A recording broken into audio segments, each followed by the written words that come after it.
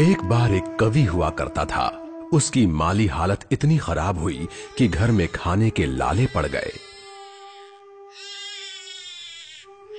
इसी कारण उसने महल में जाकर राजा से मदद मांगने का फैसला किया।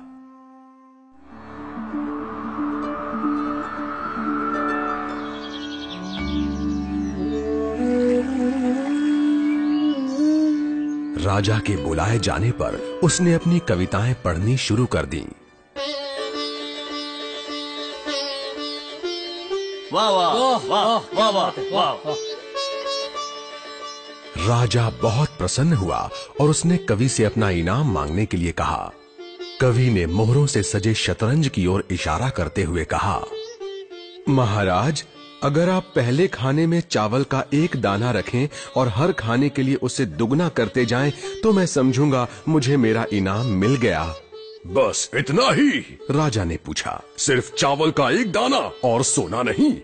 जी हाँ महाराज। तो फिर ऐसा ही हो।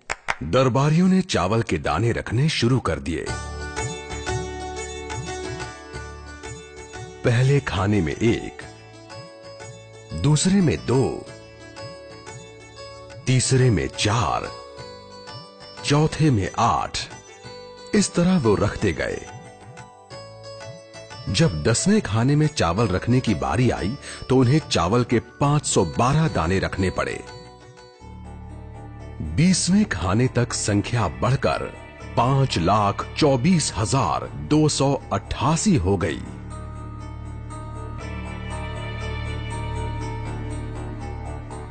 आधे हिस्से तक आते आते 32वें खाने में चावल के दानों की गिनती 214,74,83,648 हो गई।